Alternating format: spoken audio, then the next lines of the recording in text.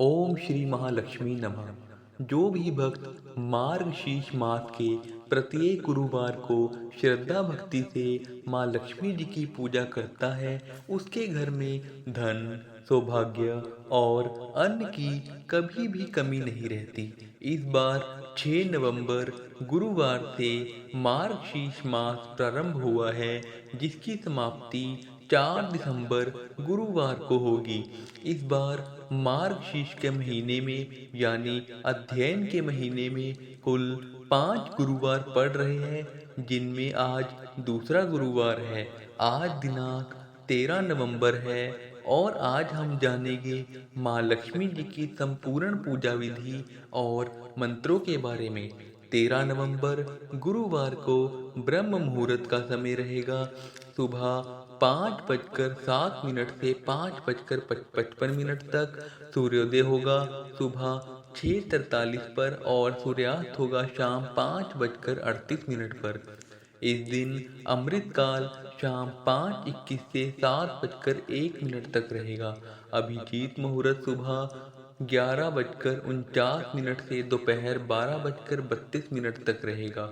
राहु काल दोपहर 1:30 से 3 बजे तक रहेगा। इसके अलावा आज ब्रह्म योग सुबह 6:58 तक रहेगा। बाद में अगले दिन तक 6:28 तक इंद्र योग रहेगा और आज माघ और पूर्वा फाल्गुनी नक्षत्र का शुभ योग भी बन रहा है।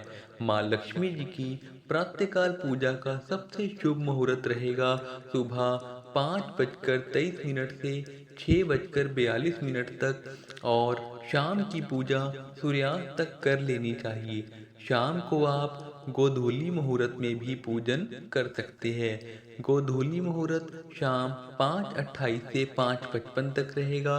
गुरुवार का व्रत रखने वाली सभी श्रद्धालु माताओं बहनों को एक दिन पहले ही व्रत की तैयारी कर लेनी चाहिए, जिसमें बहुत से लोग एक दिन पहले ही चावल के आटे से बने अपने घर के मुख्य द्वार दहलीज पर यज्ञ या घर के आंगन में माँ लक्ष्मी जी के चरण चिन्ह बनाते हैं और गुरुवार के दिन सुबह ब्रह्म मुहूर्त में उठकर खाली पानी से स्नान करके साफ पीले, गुलाबी या लाल वस्त्र धारण करते हैं।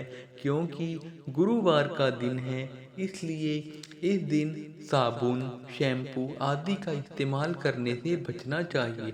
घर की उत्तर या उत्तर पूर्व दिशा में माँ लक्ष्मी जी की पूजा करने के लिए शुभ स्थान मानी जाती है, तो उत्तर या उत्तर पूर्व दिशा की ओर मुंह करके आप पूजा की चौकी सजाएं।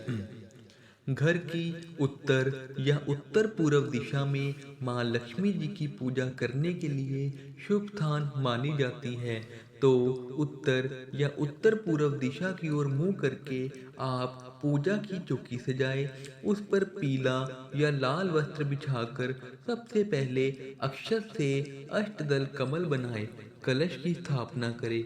कलश की स्थापना में एक कलश रखकर उसके अंदर जल, सुपारी, थोड़े अक्षत और एक सिक्का डालकर कलश के ऊपर आम या फिर अशोक के 5 या 7 पत्ते सजाएं, जिसके ऊपर आप पानी वाला नारियल रखें और इस दिन खास तौर पर बाजार से मिलने वाले माँ लक्ष्मी जी के मुखौटे को नारियल के ऊपर रखकर उन्हें माँ लक्ष्मी जी का स्वरूप मानकर सजाकर फिर स्थापना की जाती है।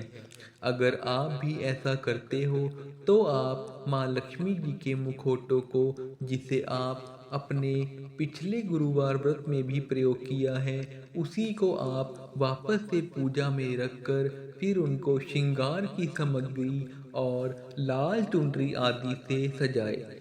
अलग से चाहे तो माँ लक्ष्मी जी की प्रतिमा भी स्थापित कर सकते हैं।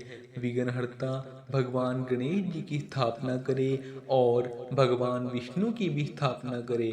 इस दिन पूजा का मंडप या चौकी सजाने के लिए चारों कोनों में गन्ने लगाकर उससे आप मंडप सजा सकते हैं और इसके अलावा धान की बालियों से भी इस दिन माँ लक्ष्मी जी का मंडप सजाया जाता है। तो धान की बालियाँ आपको मिले या गन्ने मिले, आप इन्हें पूजा में जरूर रखें। तो पूजा करते समय आप अपने हाथ में पहले थोड़ा सा जल और अक्षत लेकर व्रत रखने का या पूजन करने का संकल्प ले। संकल्प लेते समय इस प्रकार से कहे कि आज मैं मार्गशीर्ष मास के कृष्ण पक्ष के दूसरे गुरुवार को व्रत रखने जा रहा हूँ या जा रही हूँ। हे माँ लक्ष्मी जी, आप मेरे द्वारा रखे गए इस व्रत को स्वीकार करके अपनी कृपा मुझ पर और मेरे परिवारजनों पर बनाए रखिएगा। संकल्पित जल को भूमि पर या किसी पात्र में छोड़कर फिर पूजा करें। सबसे पहले माँ लक्ष्मी जी को तिलक लगाए, उन्हें लाल पुष्प अर्पित करें, ताजे फूलों की माला अर्पित करें और श्रृंगार में आप जो भी श्रृंगार चाहे माँ लक्ष्मी जी को अर्पित करें। इसी प्रकार से अन्य देवी देवताओं की पूजा करें और फिर ओम श्रीं ह्रीं क्लीं महालक्ष्मी नमः इस मंत्र का जाप करें या फिर श्री सुक्तम और कनकधारा स्तोत्र का पाठ करें। स्वयं से पाठ ना कर सकते हो तो मोबाइल आदि के माध्यम से हिंदी या संस्कृत में पाठ आप सुन भी सकते हैं। कथा का श्रवण करें, क्योंकि बिना कथा के कोई भी व्रत अधूरा रहता है। कथा श्रवण करने के बाद कपूर जलाकर आरती उतारे और फिर बाद में माँ लक्ष्मी जी को भोग लगाए। इस दिन आप गुड़ से बनी हुई खीर, गन्ना, आंवला और मीठे पीले चावल या फिर लड्डू का भोग लगा सकते हैं। घर की बनी हुई शुद्ध मिठाइयों का भोग लगा सकते हैं, क्योंकि गुरुवार का दिन है। तो आज के दिन कोई भी पूला नैवेद्य, कोई भी पीला मीठा भोग माँ लक्ष्मी जी को अर्पित करें और उसे प्रसाद रूप में परिवार के सभी लोगों में बांटें। सबसे अंत में हाथ जोड़कर क्षमा याचना जरूर कर ले। सुबह के समय चाहे तो आप केवल फलों का, मिठाइयों का भोग लगा सकते हैं या फिर केवल मिश्री का भोग लगा सकते हैं। और उसके बाद दिन भर व्रत रखना चाहे तो व्रत रखे। शाम के समय एक बार फिर से विधि विधान से पूजा करें और शाम के समय आप पीले मीठे चावल, गुड़ की खीर का या फिर जो भी भोग आप लगाते हो, कोई विशेष भोग आपके यहाँ पर लगाया जाता हो, तो उसका भोग आप माँ लक्ष्मी जी को समर्पित करें और उसी को प्रसाद रूप में स्वयं भी ग्रहण करें। स्वयं प्रसाद ग्रहण करने से पहले एक हिस्सा गौ माता के लिए या किसी छोटी कन्या के लिए जरूर निकाल कर रखें और इस दिन अपनी सामर्थ्य के अनुसार किसी निर्धन व्यक्ति को दान की सामग्री भी दान स्वरूप दे। इस दिन पीली वस्तुओं का दान करना शुभ माना जाता है। यह थी आज की वीडियो। उम्मीद है आपको पसंद आई होगी। धन्यवाद।